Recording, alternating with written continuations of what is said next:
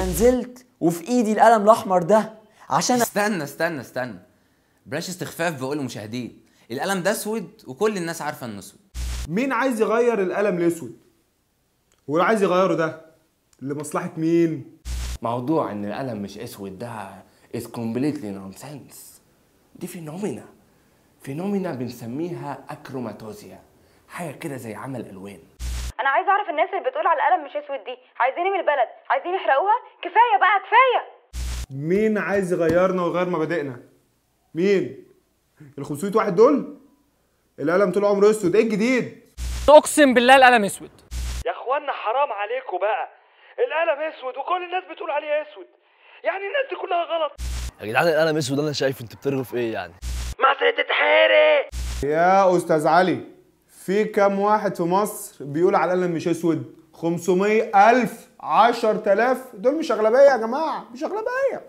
عايزين نبقى واقعيين شويه، القلم اسود. واللي انتوا لسه شايفينه ده هو سلاح تاني في ترسانة الإعلام اسمه التكرار. المصطلح العلمي لكلمه التكرار هو اد نوزيوم، وهي كلمه لاتينيه معناها حاجه مؤذيه استمرت لحد ما الواحد يرجع. وهو ده اللي الإعلام بيعمله، بيختار فكرة أو كلمة عايز يلسها في عقول الناس ويوجه بيها الرأي العام، فيفضل يردد نفس الرأي ده في كذا قناة وتقريبا كل البرامج، ويحشرها في أي موضوع ويفضل يرددها ويجيب كل فئات المجتمع ترددها عشان يحسسك إن كل الناس موافقة عليه. ومن الأمثلة التاريخية للتكرار اللي حصل بعد 11 سبتمبر لما الإعلام بره قعد يكرر كلمة إرهاب كتير عشان يبرر أي حاجة أمريكا تعملها بعد كده.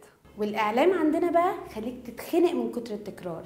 زي ما سمعنا في 25 يناير كلام كتير جدا متكرر زي جنسيات أجنبية، ومش كل اللي هناك مصريين، في أفغانستانيين وإيرانيين ويهود. خلي بالكم هيخشوا ما بينكم جنسيات غير مصريه، لكنات غير مصريه، لهجات غير مصريه. خليكوا واعيين، ما تخلوش حد يدس ما بينكم، ولا يخش حماس ولا الكلام ده. والمخابرات الامريكيه والموساد الاسرائيلي قام بتدريبنا وعناصر صهيونيه اسرائيليه. رسائل خارجيه من مانيلا في الفلبين ومن افغانستان بتقول تحركوا، هبوا يا مصريين. المتظاهرين قابضين. ظهر شخص تبين انه فلسطيني معاه شنطه في ايده ومتوجه لميدان التحرير وفيها 15,000 جنيه. والله العظيم 50 جنيه لكل واحد بيدخل، ووجبه من كنتاكي وبطاطين بتيجي ووجبات بتيجي وخيم بتيجي. مفيش متظاهرين، لم يحدث اي خروج ولا تظاهرات بالمره، هذا ما رايته في القناه الاولى. القناه الاولى واخد لي بالك؟ احنا بنتكلم في 20,000 تقريبا في ميدان التحرير. ومن كتر ما بنسمع الحاجات المتكرره دي كتير بتبدا المفاهيم دي تبقى مسلم بيها في عقلنا. وما تكرر تقرر، والزن على الودان امر من السحر. والسؤال اللي بيفرض نفسه، معقوله الناس دي كلها غلط؟ والاجابه العفويه اللي من غير تفكير اكيد لا. وده بالظبط اللي عايزه الاعلام، اننا ما نفكرش ولا نساق وراه كده عمياني. لاننا لو شغلنا دماغنا ودورنا هنجيب الدليل وهنكتشف ان 3/4 كلام الاعلام ملوش اي اساس من الصحه. الناس دي كلها ممكن تكون غلط، لان المعلومه المتكرره مش دليل، والاعلام ما بيبتكرش اي افكار جديده.